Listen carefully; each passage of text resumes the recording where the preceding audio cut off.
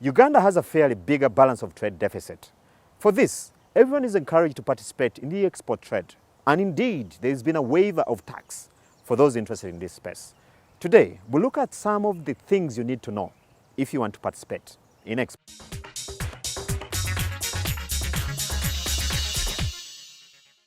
When most people hear about exports, the temptation is to imagine big volumes going to faraway places overseas. This, of course, requires big sums of money to effect.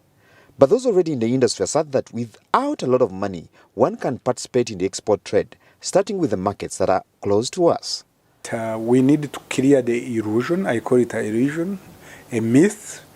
This feeling that exporting is difficult, exporting is expensive.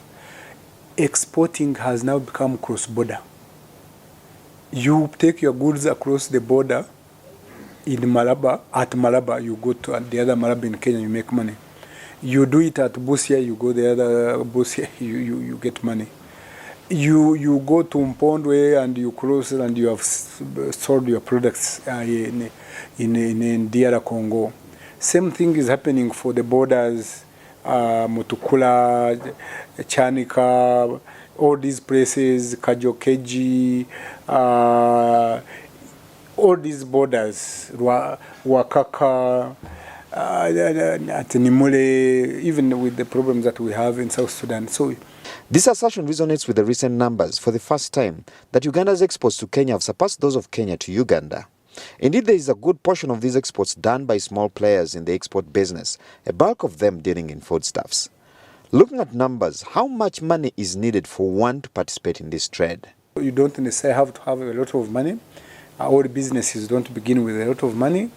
I know one of our exporters, he started with 5 million Uganda shillings. 5 million Uganda shillings, and is now one of the most progressive exporters. Can someone exporting such small volumes do it formally, aware of the fact that the bulk of small exporters are informal operators? And what are the procedures involved? You just need a packing list. Very, very important. You need a packing list. What are the products you are sending to a market? What is the name of the product? How many items?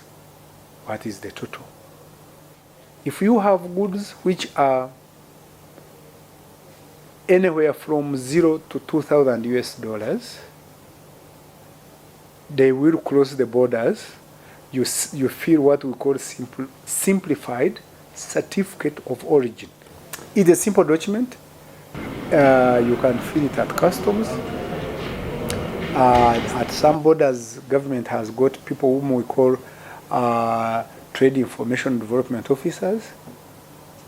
Some borders have got these associations of what we call cross-border trade associations. And let me tell you, exports are zero rated for taxes. So if you're a trader or a producer, especially of agricultural products, there's space for you in the formal export trade. Also note that it's possible to import goods from elsewhere and re-export them to our neighbors, especially markets in DRC and South Sudan. And indeed, many traders are already doing this.